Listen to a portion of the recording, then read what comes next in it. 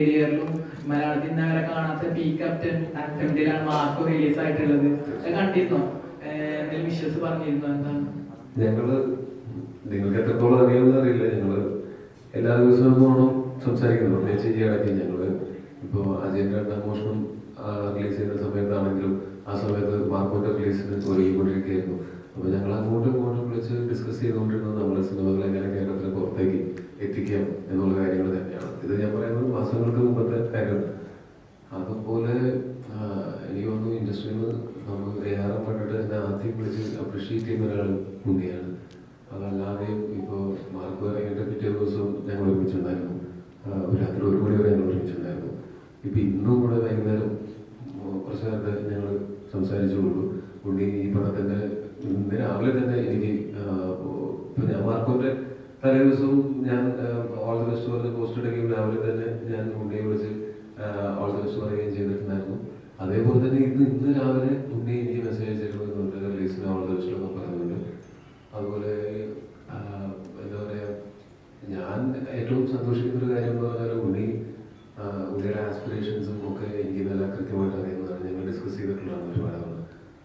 ഒരുപക്ഷെ മറ്റാരും ഇവിടെ നിന്ന് അച്ചീവ് ചെയ്തിട്ടുള്ളതിനേക്കാളും കൂടുതൽ ഔട്ട് ഓഫ് കേരള ഒരു സിനിമയെ കൊണ്ട് ട്രാവൽ ചെയ്യാനും അച്ചീവ് ചെയ്യാനായിട്ടും ഉണ്ണിക്ക് സാധിച്ചിട്ടുണ്ട്. അതിൽ ഞാൻ വളരെ ഹാപ്പിയാണ്. ആസ് എ ഫ്രണ്ട് ഞാൻ വളരെ പ്രൗഡാണ്. അതേപോലത്തെ ക്യാരക്ടറൊക്കെ ടോവിനോന്ന് പ്രതീക്ഷിക്കാമോ? ചോരയിൽ കുളിച്ച ടോവിനൊക്കെ ഞാൻ ഒരു പ്രാവശ്യം ചോരയിൽ കുളിച്ച് അത്ര നല്ല റെസ്പോൺസ് അല്ല എനിക്ക് ഇവിടെ നിന്ന് കിട്ടിയത്. ഞാൻ ഒറ്റയ്ക്ക് വന്നപ്പോഴാണ് കേരളത്തിൽ പുറത്തുനിന്നാണ് കടയ്ക്ക് നല്ല റെസ്പോൺസ് കിട്ടിയത്. അന്ന് കുറച്ച് ചോരയെ കുളിച്ചതാണ്. ഇനി കുളിക്കണമെങ്കിൽ കുളിക്കാം. അതിന്റെ കഥാപാത്രങ്ങൾ അങ്ങനത്തെ വരുമ്പോഴാണ്, സിനിമകൾ അങ്ങനത്തെ വരുമ്പോഴാണ് നമ്മൾ അങ്ങനെ ചെയ്യേണ്ടി വരുന്നത്. ആ സിനിമ ഇറങ്ങിയ ശേഷം വളരെ വയലൻസ് എന്ന് പറയുന്നത് ഒരു എന്താ പറയാ അഡിക്ഷൻ പോലെ ചോര കണ്ട കയറുക. അതിൽ തന്നെ ഇപ്പൊ അതിന് ഒരു ഫീൽ ഉൾപ്പെടെ ഇറങ്ങിയപ്പോലും വയലൻസ് ആണെങ്കിൽ കുട്ടികൾ അതിനകത്ത് കയറാനാണ് കൂടുതൽ ഇഷ്ടപ്പെടുന്നത്. മാർക്ക് ഇറങ്ങിയ ശേഷം കാണുന്ന ഒരു പ്രവണത സ്കൂളിലെ കുട്ടികളായാലും ശരി, കോളേജിലെ വിദ്യാർത്ഥികളായാലും ശരി, ആ സിനിമയാണ് പ്രിഫർ ചെയ്യുന്നത്. വയലൻസ് എന്നുള്ളൊരു അഡിക്ഷൻ പോലെ. പക്ഷേ എനിക്ക് തോന്നുന്നു മാർക്ക് എന്ന് പറയുന്ന സിനിമ നല്ലൊരു സിനിമയാണ്. അതിന്റെ ടെക്നിക്കലിയും അതിന്റെ പെർഫോമൻസസും അതൊക്കെ കൊണ്ടാണ് ആ വയലൻസ് ബിലീവബിൾ ആയിട്ട് തോന്നിയത്.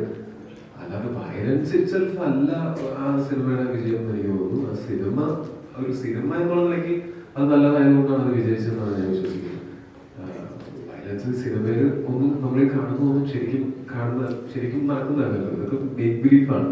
ആ മേക്ക് ബിലീഫിൽ അത്രയും വിജയകരമായിട്ട് അവർക്ക് ചെയ്യാൻ പറ്റി എന്നുള്ളതുകൊണ്ടാണ് അത് സെലിബ്രേറ്റ് ചെയ്യപ്പെടുന്നത്. അപ്പൊ ഏത് ഇമോഷനാണെങ്കിലും ഏറ്റവും നന്നായിട്ട് ആൾക്കാരെ അത് വിശ്വസിപ്പിക്കാൻ സാധിക്കുകയാണെങ്കിൽ അതുപോലെ വിജയിക്കുമെന്നാണ് എനിക്ക് തോന്നുന്നത്.